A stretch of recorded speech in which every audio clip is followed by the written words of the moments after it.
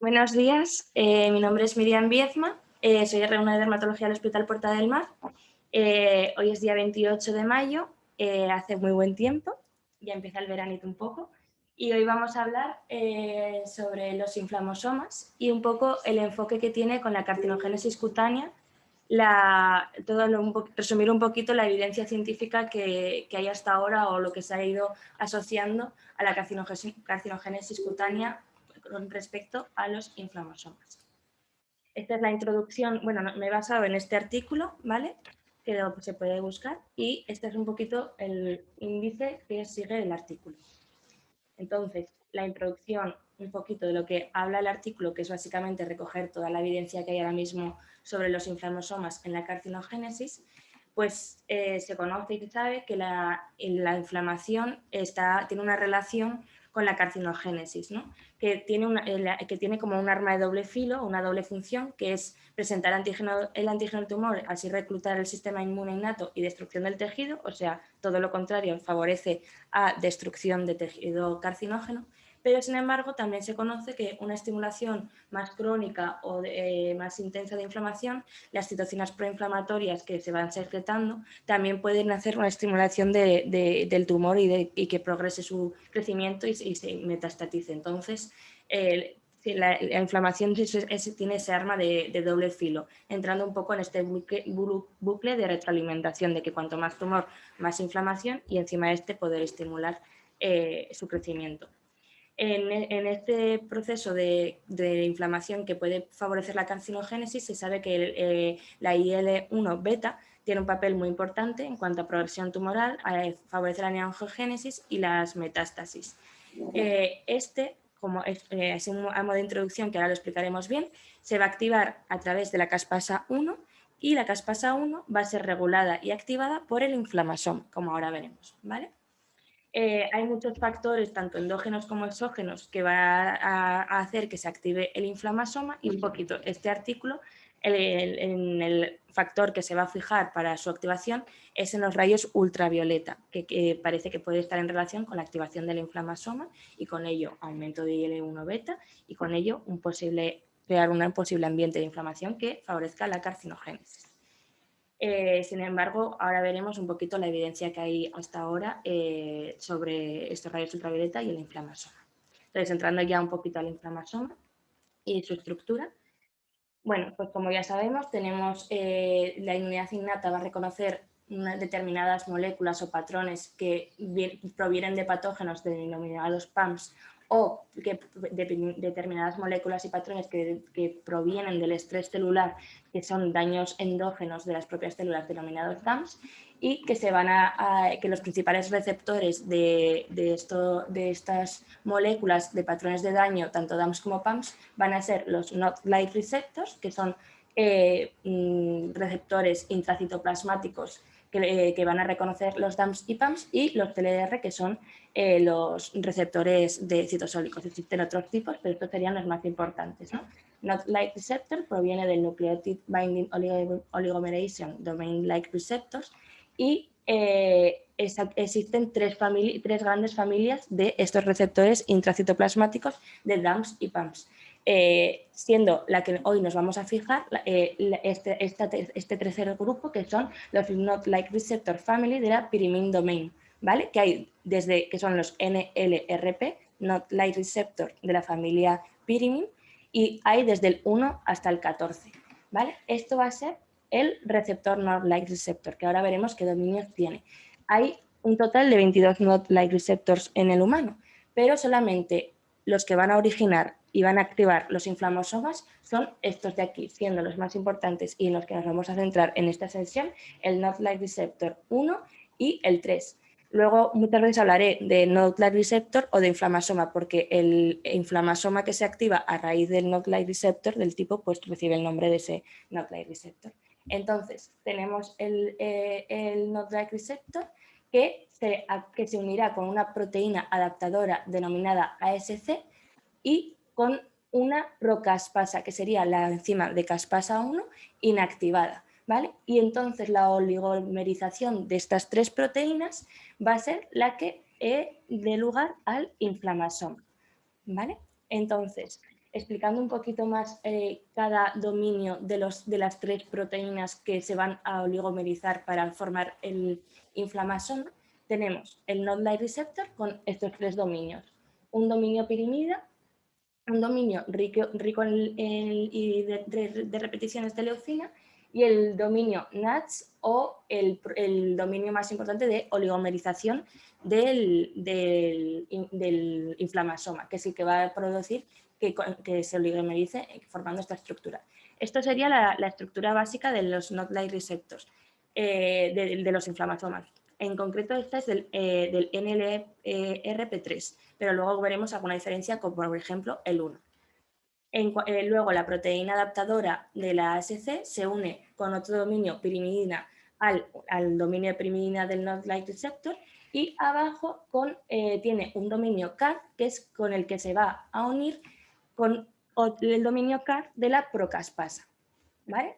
Entonces, la proteína de adaptadora une la procaspasa con el Node-like receptor a través de su unión por pirimidina y luego a través de CAR.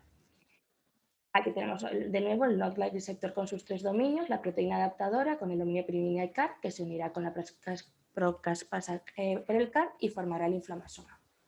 Entonces, el dominio rico en leucinas es el que va a reconocer al patógeno o al DAMP y el que va a mandar a el dominio NATS para que se oligomerice y forme el inflamasoma. Se une a través de la pirimidina a la proteína SC y esta a través de CAR a la procaspasa, de manera que cuando empieza toda la cascada de oligomerización se va formando el inflamasoma, se extiende la parte inactiva de la caspasa activándose esta, se activa la caspasa y la función de la caspasa más importante va a ser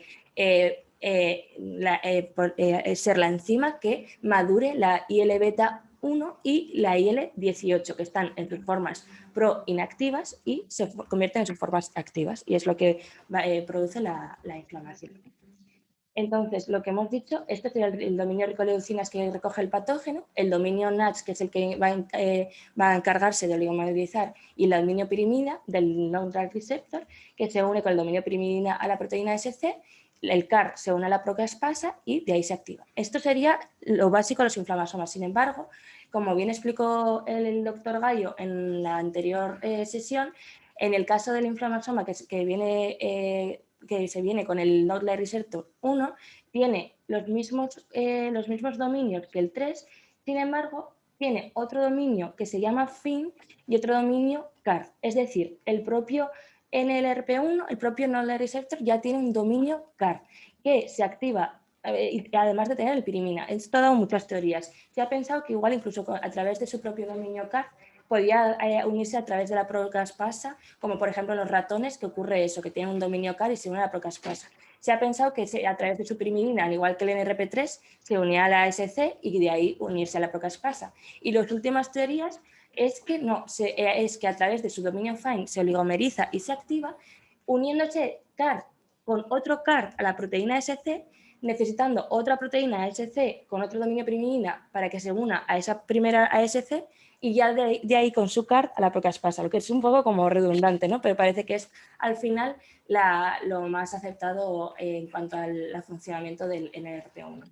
Entonces, pues los daños que producen o que van a activar las procaspasas 1 y 2 van a activar la caspasa 1, que convertirá las interleucinas 1 beta y 18 en las activas, y además va a derivar, como también explicó el doctor Gonzalo en la anterior sesión, a la piroptosis celular, rompiendo la membrana celular y activando de esa manera la inflamación que se deriva de ella secretando las interleucinas.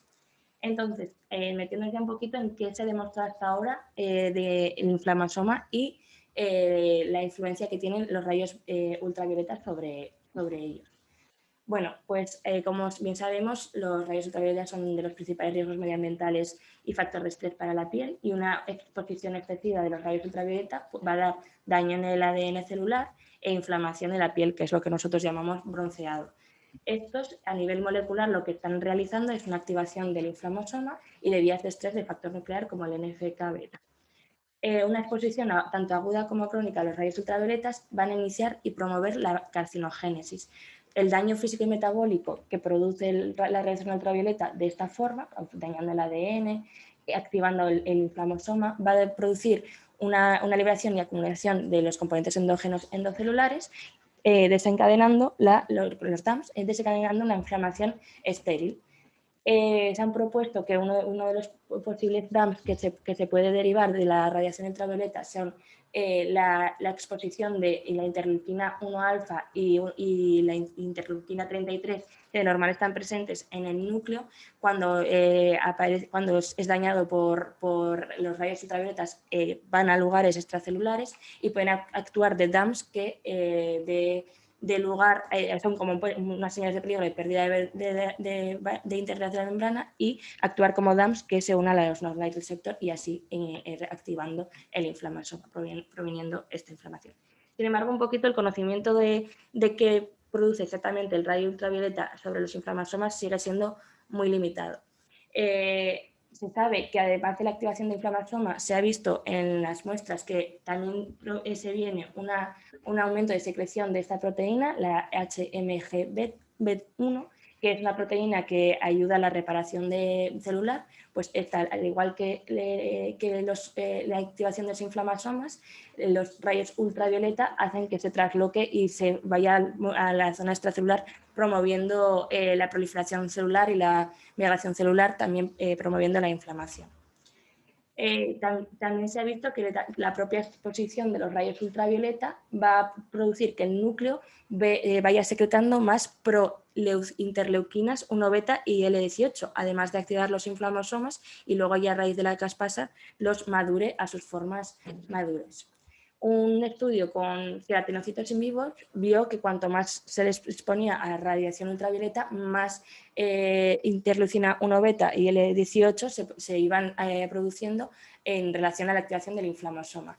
Este otro estudio incluso vio que se aumentaba la expresión del propio North-Light Receptor, del NLRP3, con el aumento de exposición de los rayos ultravioleta junto con el aumento de las interleuquinas. Y no se sabe muy bien si la propia activación del inflamasoma se debería o bien a través de reconocimiento de DAMs que produciría el daño en el ADN inducido, o bien el propio rayo ultravioleta podría activar por sí solo al inflamasoma. Eso no se conoce muy bien. Respecto al 1, se sabe que es un North-Light Receptor que está constitucionalmente expresado en los queratinocitos, entonces se propuso que quizás pudiera ser el primero que empezase la cadena de inflamación respondedor de DAMs respecto a rayos ultravioletas. Se vio que además unas proteínas antipoptóticas que de normal se unen a este North-Light Receptor en reposo, suprimiendo su activación, podían disminuir con la exposición ultravioleta, de manera que si disminuíamos estas proteínas, el inflamosoma quedaba más activo. Entonces, es una posible explicación de activación del mecanismo inducido de los rayos ultravioleta sobre este inflamosoma. En cuanto al tipo 3, un estudio demostró que casi toda la interleuquina beta producida por rayos ultravioleta en las células van a estar de forma selectiva formadas por el 3 en vez de por el 1 que acabamos de ver. Entonces hay veces que se encuentran estos estudios un poco contradictorios. Entonces, y no se sabe si en algún momento, por lo que sea, se activa más el 3 o el 1 según el estado patológico cutáneo. Otro estudio también demostró grandes cantidades de secreción de estas interleuquinas a través de la LRP1, o sea que de nuevo volvemos a tener otro estudio contradictorio al anterior. Y básicamente el resumen de los rayos ultravioleta sobre los inflamosomas es que a día de hoy nuestro conocimiento sobre el papel de activación del inflamosoma, tanto el 1 como el 3, por los rayos ultravioleta sigue siendo muy limitado.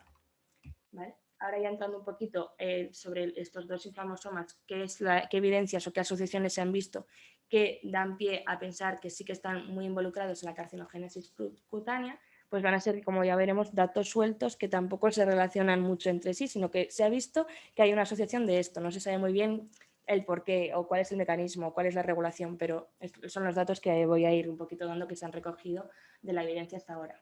El NRP3 es una criopirina, también se llama criopirina, Sabemos que, por ejemplo, la mutación del mismo puede producir enfermedades como el síndrome periódico asociado a criopirinas, en donde hay una activación patógena del inflammasoma. Otros polimorfismos de stenoblast receptor de este inflammasoma también se han relacionado con otras enfermedades, desde gota, diabetes tipo 2, resistencia a insulina, hasta incluso se sospecha que esté en relación con el Alzheimer, el Parkinson. Pero lo que sí que está claro es que parece ser una pieza clave en el desarrollo y progresión de los tumores, cuyo mecanismo todavía es desconocido. Se ha visto que hay una sobreexpresión constitutiva en la activación de este inflammasoma y que puede contribuir al desarrollo y progresión, sobre todo de melanoma, cáncer de mama y pulmón. Pero, curiosamente, en el caso del cáncer de colon asociado a colitis, se ha visto que al revés, que cuanto más se activa este inflammasoma es un factor regulador negativo de la carcinogénesis, quizás promoviendo más una vía inflamatoria de ese tipo y no la otra, que es la que sí produce la carcinogénesis. Entonces son datos un poco curiosos los que se van encontrando. Estudios previos se ha visto que tanto la interleuquina 1 como el inflammasoma va a ayudar al crecimiento del cáncer cutáneo, ya específicamente hablando del cáncer cutáneo, y se vieron que en ratones cuando se desactivaba la caspasa 1 y el receptor de IL-1 disminuían los tumores cutáneos inducidos por proteínas químicas, incluso desactivando el propio gen también disminuía la producción de tumores cutáneos. Entonces pues se ve que la producción de IL-beta 1 con estos estudios dependiente del inflammasoma 3, pues contribuye al cáncer cutáneo.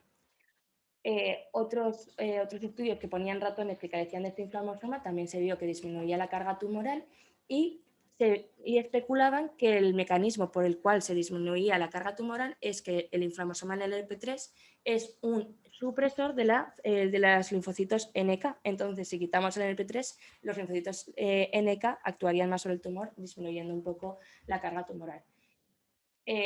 Otros resultados interesantes sobre este inflammasoma en el melanoma. Se ha visto que en los melanomas avanzados hay una activación constitutiva de este inflammasoma con un gran aumento de la interleuquina beta, y en el melanoma precoz también se ha visto un aumento de secreción de IL-beta, pero a la vez también un aumento de los receptores de IL-1, que parece tener como una autorregulación autocrina en la cual se disminuye la producción de ILR1 y también se suprime la caspasa. Entonces, se piensa que con este estudio, que quizás una retroalimentación autocrina, de manera que los receptores puedan suprimir la caspasa 1 o incluso autobloquearse, corte un poco esa inflamación y que de ahí se derive un fenotipo más avanzado de melanoma u otro. Y como no, también se ha investigado la proteína adaptadora ASC del inflammasoma, que es muy importante. Y aquí es muy curioso, cuando no teníamos la célula adaptadora del inflammasoma, por lo tanto no se activaba el inflammasoma en las células mieloides de los ratones, se veía que había menos cantidad de tumor. Y, sin embargo, cuando desaparecía esta célula en los queratinocitos, aumentaba la cantidad de tumor cutáneo. Entonces, un poco en conclusión, es que aquí, sin embargo, el que haya esta proteína y que el inflammasoma se active por esta proteína, en el caso de los queratinocitos, va a ayudar esa inflamación a controlar el cáncer, mientras que si está suprimido y no se encuentra en las células mieloides, ayuda a la progresión de cáncer cutáneo. Son estudios con datos que se van demostrando, pero que, pues, como digo, son datos que se demuestran, pero que aún no está muy claro todo el mecanismo en el que se enlaza entre sí. Y en cuanto al inflammasoma 1, no está tan analizado como el que acabamos de ver del 3, ¿vale? Hay algunos estudios que demuestran que se está sobreexpresando y que en melanomas que progresan.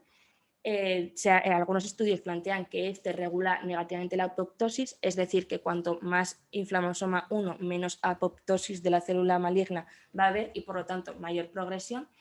Se piensa que regula negativamente esta apoptosis porque es capaz de unirse a las caspasas 2 y 9, además de la 1, y con ello impide su activación, que son las que ayudan a la apoptosis celular en las células malignas, ¿no? Entonces, con ello un aumento de ellas. Otras evidencias que se han visto es que el polimorfismos en este gen va a producir enfermedades conocidas como la enfermedad carcinoma palmoparental múltiple agudo curativo, que también nos lo comentó el doctor Gallo, y la queratosis liquenoide crónica, que son dos enfermedades con lesiones nodulares queratóxicas y ulceradas en palmas y plantas que se parecen histológicamente a un carcinoma escamoso y que estas enfermedades tienen una gran incidencia de cáncer escamoso. En ellas lo que se ve es que hay una mutación en el gen del NRP1 con un aumento de su función. Como vemos aquí, el NRP1, que tenía un dominio distinto, que es el FIN, ¿vale? Que sería este aquí con el CAR, este está inhibido a través de su dominio pirimidina y la secuencia rica en leucinas, pues parece que se pierde esta inhibición, queda constantemente activado, produce esas enfermedades y con ello un aumento en la carcinogénesis. Pero esto es todo lo que sabe la evidencia que hay hasta ahora del RP1. Faltaría muchos datos aún en el futuro para saber qué implicación tiene el 1 y el 3 en la carcinogénesis. Y con ello, nada, 3 pinceladas de terapias dianas que se ha pensado como futuros tratamientos en el cáncer en relación con esta asociación del inflamosoma con la carcinogénesis. Como se ha visto, el inflamosoma se ha asociado a varias enfermedades durante estos últimos años, entonces se han intentado hacer un enfoque común del tratamiento que disminuya la inflamación producida por estos en casi todas las enfermedades, como hemos dicho, en Parkinson, en Alzheimer, en todos se está investigando ahora un poco el inflamosoma. Entonces tenemos terapias diana que hay contra el inflamosoma, contra la caspasa-1 y contra la interleuquina 1. Contra la interleuquina 1, como hemos visto, está muy bien presente en el proceso de carcinogénesis, sobre todo en el carcinogénesis del melanoma, que promueve la angiogénesis, el crecimiento tumoral y la diseminación metastásica.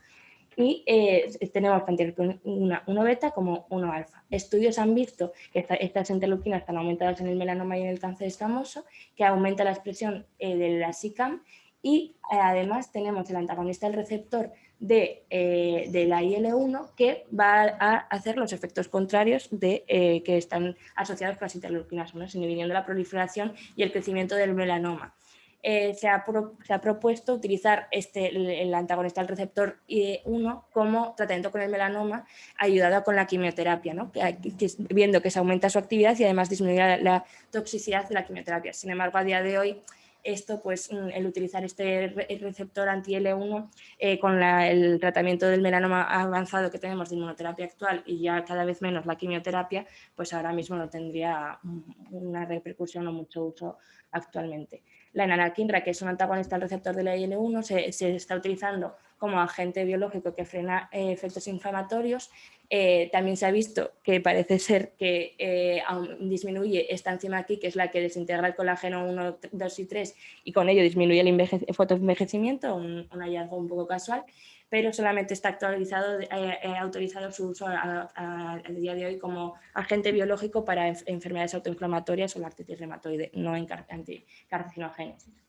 Y 3 cositas así que se han visto que puede ayudar a la inhibición del inflamosoma y la caspasa-1. Tenemos la timoquinona, que es un fitoquímico que se encuentra en el aceite esencial de esta planta de aquí, que es la nigella sativa, en sus semillas, y se ha visto que es capaz de bloquear la caspasa-1 inhibiendo el inflamosoma 3 y con ello no progresando la emanación de IL-beta-1 y IL-18.